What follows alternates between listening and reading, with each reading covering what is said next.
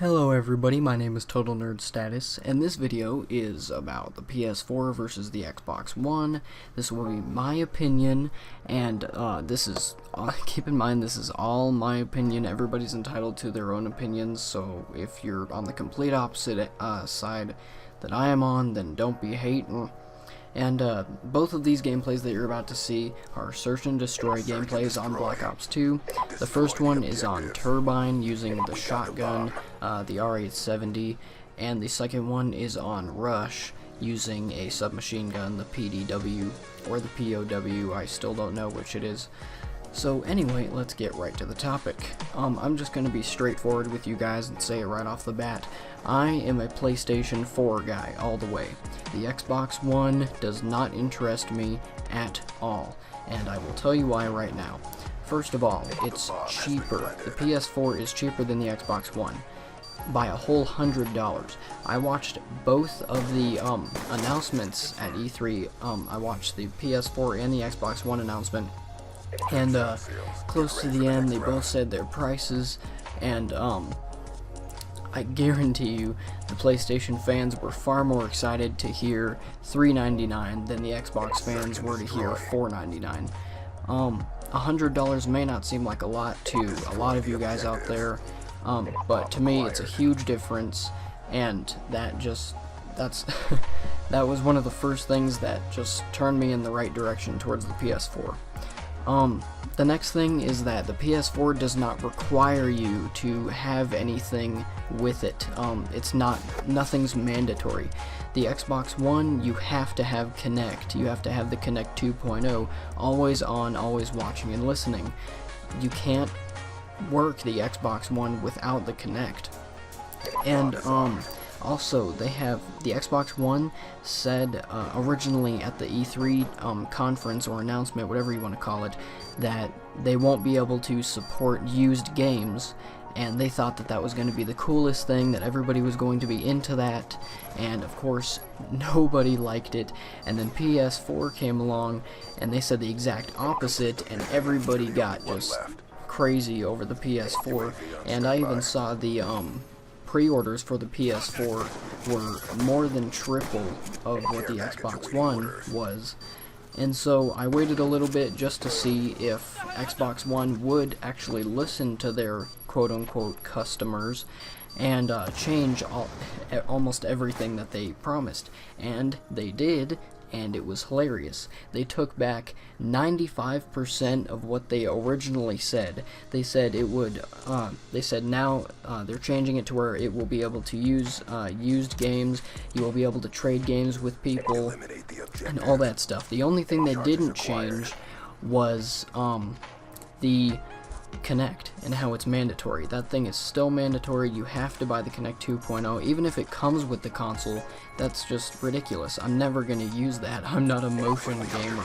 I am a sit on his butt all day and with his headset gamer. You know, I'm not the guy who jumps around and collects coins in physical games all day long. So I want to tell you guys something, and it's very truthful, and a lot of you Xbox One guys will completely doubt this, but I find it to be 100% true.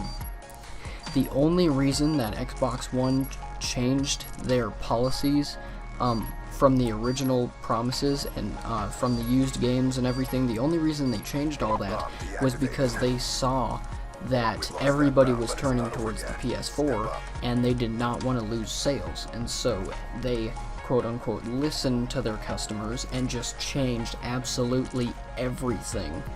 And I just find that hilarious because it shows how desperate they really are. Another thing, the PS4 looks cooler than the Xbox One. A lot of you Xbox One guys will say, oh, that's bull crap, you're just saying that because that's a totally biased statement. I told you this is a biased video. This is my opinion, and I stand by my opinion. The PS4 looks awesome. It's not just some box. I mean, the Xbox One, I've heard this from somebody else, and another YouTuber, and he's completely correct. He said the Xbox One looks like a DVR player. like a DVD player or like a DirecTV box with the Xbox symbol on it. That's really all it is. The PS4 has this really cool, slick design. It's like nothing I've ever seen before, and it's really cool. Let's see. In my opinion, the PS4 has better exclusive games than the Xbox One. The only Xbox One exclusive game that interests me at all is Destiny, and not even that one is very interesting to me. I mean, it looks cool, but it's just not really my game. The PS4 has so many cool exclusives like Killzone Shadowfall, Infamous Second Son, which I've heard they're coming out with multiplayer, and just a ton of others. The new controller on the PS4 is better than the Xbox One controller.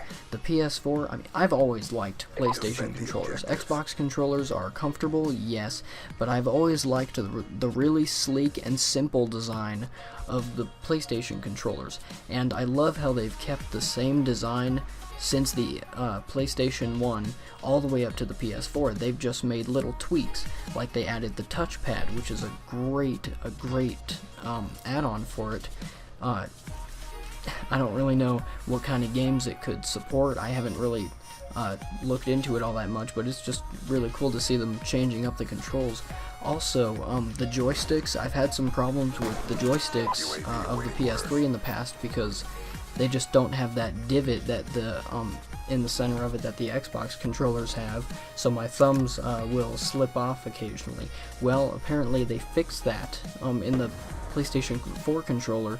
The joysticks look almost similar to the Xbox One joysticks, and also the back triggers are actual triggers. They're not just some flap that hangs over the edge. They're actual triggers like the Xbox 360 and supposedly the Xbox One controller has.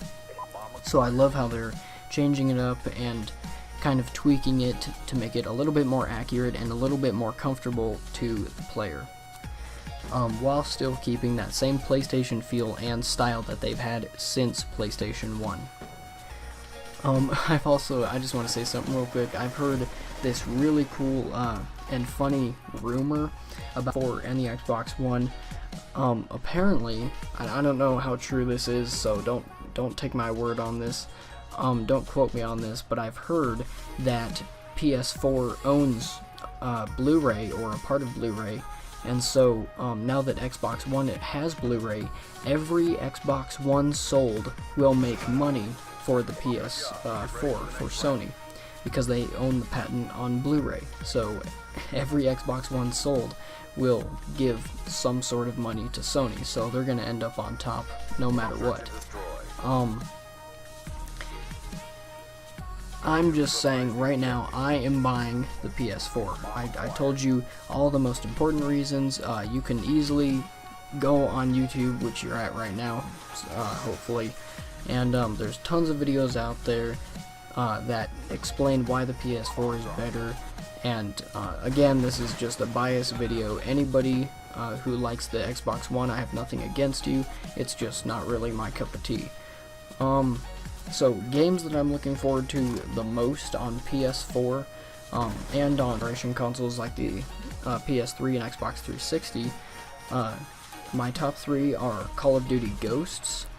It just looks awesome. It looks like they actually got a new engine, which will improve the graphics, hopefully by a lot, because compared to Battlefield, Call of Duty is crap. But I'm not even going to get into that. I'm going to leave that for a different video. I love the whole concept of having a dog in the group, and I'm really looking forward to more customization in the multiplayer classes, and I'm also looking really forward to seeing what kind of maps they come up with, what kind of villain they come up with for the campaign, and all that cool stuff. The second one that I'm looking forward to is Watch Dogs. Watch Dogs just looks awesome. It looks like a very, very replayable game. It looks like it could be like GTA where it has multiplayer, but I'm not sure. It just looks like or this one guy who's a brilliant hacker who's in the middle of this huge city who goes around doing little missions. It's like a modern day Assassin's Creed, and it just looks amazing. The graphics look ridiculously awesome, and I don't know, it looks like my type of game. And the first, my number one choice of that I'm looking forward to is Battlefield 4. Battlefield 4 looks awesome. I've been a fan of Battlefield 3. If you had followed my channel, you have seen I love Battlefield 3, and I have just recently finished my Battlefield 3 series. I had a lot of fun making that series. I love the graphics of BF3. They're the best graphics that I've seen to this day, and it looks like Battlefield 4 is ready to top those graphics by a mile. So I'm really interested to see what kind of maps they come up with for the multiplayer, and also I'm really interested to see the kind of multiplayer that they're gonna have, if they're gonna have bigger maps, if they're gonna let you have more naval warfare, like with boats and ships, and I don't know, it just looks very interesting. I've seen some multiplayer gameplay from E3, and it looks like it's really fun, and it's still in pre-alpha, I believe, at this point, so nothing is official, but it just looks amazing from what I've seen. And another point that I'm planning on covering in a different video is Call of Duty versus Battlefield. I guess I can touch on the subject a little bit while we still have another 4.5 to 5 minutes. Well, my opinion, I personally like Battlefield better, but I love a good Call of Duty every now and then. Like the gameplay you're seeing right now, this is Call of Duty. I could have easily done a Battlefield Bad Company 2, or Medal of Honor, you know, even a Battlefield 3 video I could have done over this.